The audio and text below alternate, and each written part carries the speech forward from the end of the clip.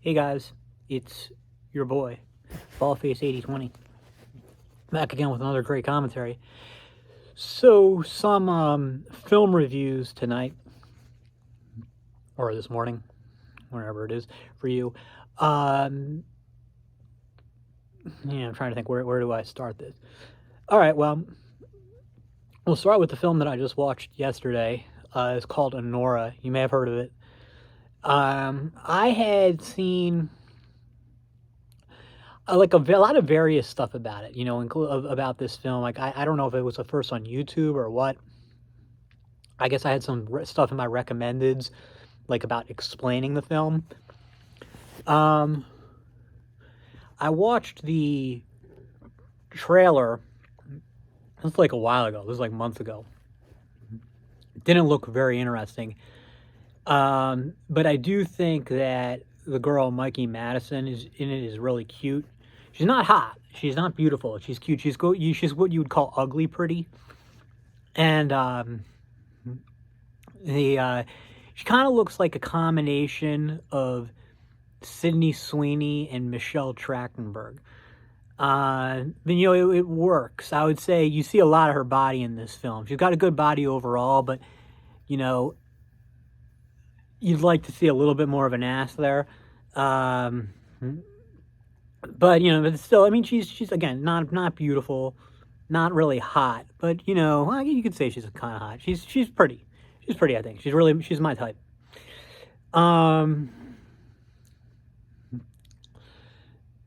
But I mean, other than that, I didn't really see anything super. I mean, I was kind of interested in it just because like it was getting all this hype. It won all these awards, but then you see the preview. It doesn't look interesting at all. I couldn't even really tell what it was about, and it was described as a romance or a romantic comedy, and I'm not interested in that genre.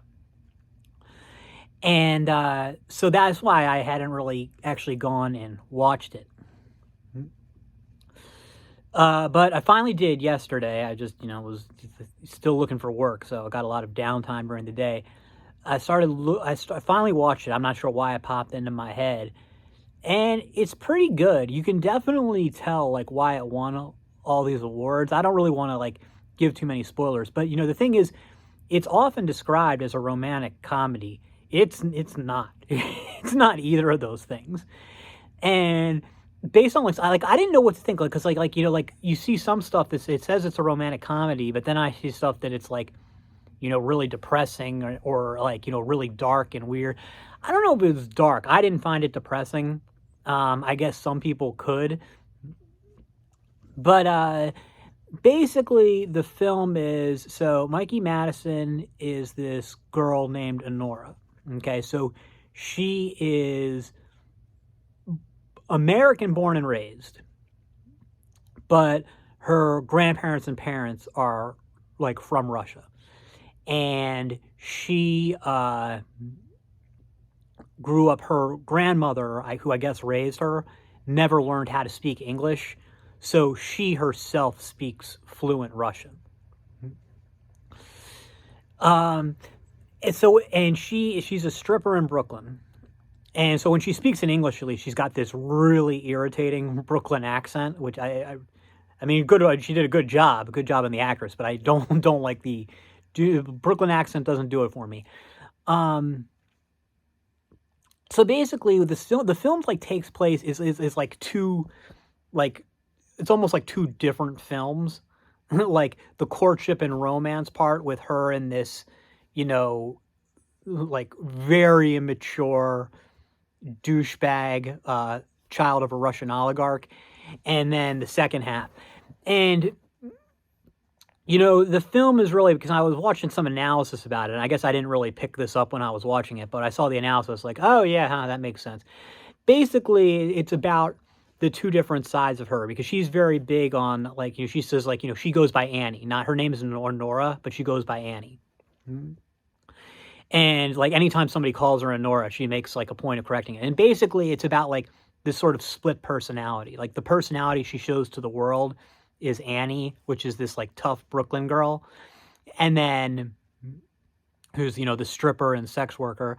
and then the other personality is Anora. That's the real her. Like that's the real person underneath. So Annie isn't really her. It's a persona she uses to cope or survive or whatever. For me, I found the Annie personality, the Annie persona, so obnoxious, so unlikable that it made it so I wasn't really able to fully sympathize with the Anora underneath. Your mileage may vary. It does have some, I was surprised because, like, I know she like won all these awards, but even before she won these awards, this is not like some unknown actress. Like, she'd been in some other shit. And I was surprised that she like agreed to do all this nudity and sex scene stuff. Because it's like she's not like she's big enough that she could have not done that. And but and like normally I think like that like nudity and sex scenes are, well, sex scenes I just don't like. I don't like to see too. I mean, unless it's two women, I don't like to see it. But but like nudity and stuff or any type of like like very sexual content, I feel like it's mainly just there for the point of titillating the audience. And it's not like I even have a problem with it. I just don't really think it generally adds too much. However, in this film, it's different. In this film, it really, both like the nudity and the sex scenes really are important to setting the tone of the story of like what's going on here. Yeah, so the way it ends up going in the second half is definitely like not what I expected, but when it does happen, you're kind of like, oh yeah, I should have seen that coming. Great performance though by Mikey Madison. She did a phenomenal job. The supporting actors did a great job too. It's just a really well done film. Over 2 hours long, but it's a really easy watch. Like I said, the sex scenes and the nudity are all they're not shoehorned in, and they really like fit with the vibe of the film. And the pacing is pretty good. So did I love it? No, but I get why it won all those awards. And I'm going to stop short of recommending it because it kind of depends on what you like. But I'm happy I watched it. I think it was a decent movie.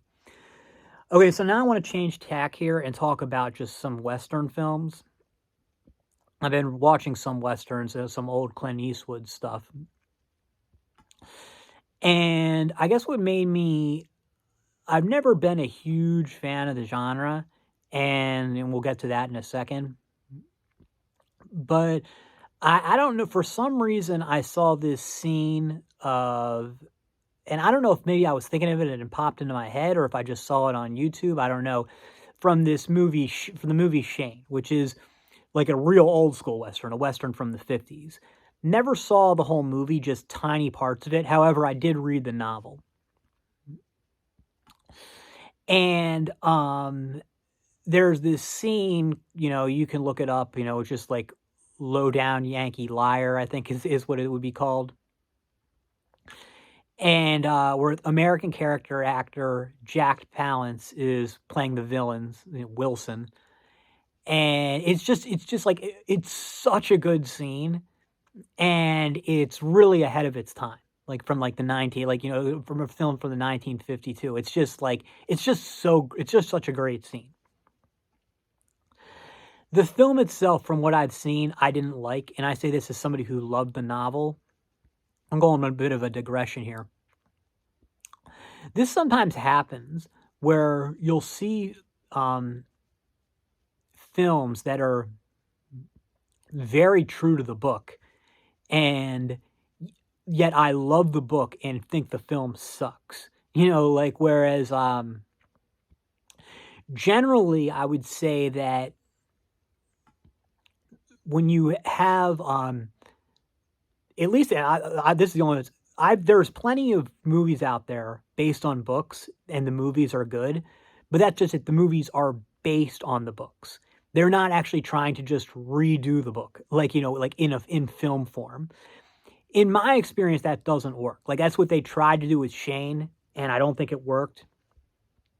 And I mean, I know it was a popular film, but it didn't, I mean, from what I saw, I didn't like it. The Gone with the Wind, loved the novel. I think it's great. I love it. Movie is very true to the book. I think the movie sucks.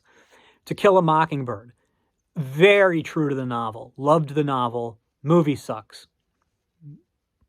So that stuff happens. And then you see something like American Psycho, like it is okay, it's pretty true to the book, but there's differences there. I mean, there are differences, and it just like an American Psycho, you know, I don't know. Some things maybe just are translate better to the screen. That's probably the big part of it. But yeah, and you know, like now, like if you want to think of something that where I liked both, but they were very different, one of my favorite books ever, maybe my favorite book, is The Hellbound Heart novella by Clive Barker. And the film, Hellraiser, is way different than the book. Way different. And the film's really good. You know, they did. I really liked what they did. They based it. They took the idea of the book, but they didn't. But they did something different, and it really worked. Anyway, so what were we talking about? Westerns or something? So yeah. So anyway, the thing is, I've never really liked Westerns, and I don't know, it just never, like, even when I was a kid, like, I never wanted to play cowboys and Indians. I never really thought the West was that appealing. It's something that the Wild West is something that's gotten more interesting to me more as I got older. Um, but I think, you know, like, the Wild West, like, even in, like, the films which supposedly glamorize the West, it's like, that's the glamorized version, because to me, the films, don't make the West look appealing at all.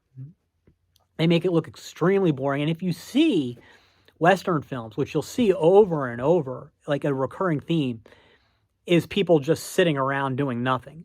Like, because back then, like at night, you drink and party. But during the day in the West, when you weren't working, there was nothing to do. You just sat there. You just sat there and stared straight ahead. And it's sort of, if you see Westerns, it happens over and over. Just people just sitting around. And that always looked really unappealing to me. Like I've said before, I wish that was something I could enjoy doing. It would make my life a lot easier. But yeah. So yeah. But anyway, I guess was seeing that scene from Shane caused me to start watching some Westerns. And I've seen quite a few. In the, like, months ago, like 6 months, maybe a year ago, I saw the Clint Eastwood film Hang 'em High. Didn't even make it through it. Didn't like it.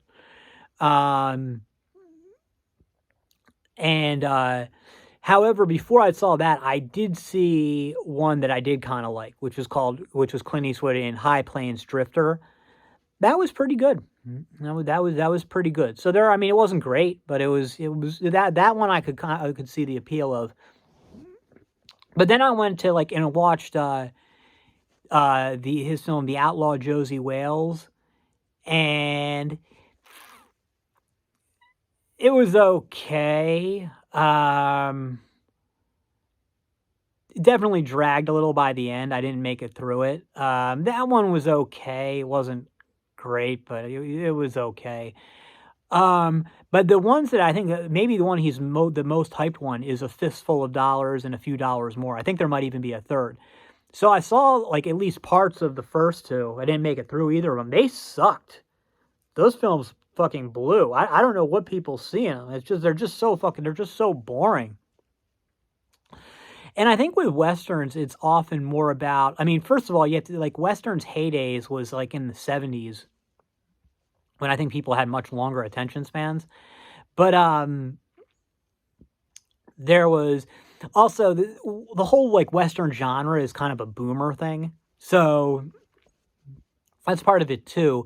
But the thing is, these Western films do have some great shootout scenes, and Clint Eastwood executes them really flawlessly. But some strong shootouts don't make a whole film. I think that the Western appeal is like, I think it's like, especially for, I don't know if it's been like this in the rest of the world, but really for boomer American men, it was like this had this Western fantasy. And I know that that fantasy existed before the boomers too. And I'm not saying I don't get it. It's just that, I don't, like I said, like, as exciting as it might have been for like the 10 seconds you were having the shootout, the rest of the time seemed really boring. Although I do see the appeal of like the freedom, the wide open spaces, and the very just masculine atmosphere of, like the bars, the gambling, the drinking, and the prostitutes, stuff like that. Just not something that really does anything for me. Because I don't like to drink, I don't like to gamble. I've never been to a prostitute, so I mean, it's not really me. But I do see. I guess I see why some people would be intrigued by it. So like on that subject, there is a Western that I saw many years ago before all this and it's kind of an anti-Western, and it's my favorite Western film, is also Clint Eastwood in Unforgiven. Except this time there is a sort of like a glamorized aspect if you see Clint Eastwood in the like 70s Westerns, 60s and 70s Westerns, because there he's like kind of more of the classic anti-hero. Like, yeah, there is some moral ambiguity. He's not a great guy in them. But he's not bad. He's not bad or cruel or doing anything bad. And he's the people who are fighting are even worse than he is. But he's also very like suave and dominant and stuff. And Unforgiven is kind of turns everything on its head, where it's like it more shows really more into like the ugly side of it, like a very de-glamorized version.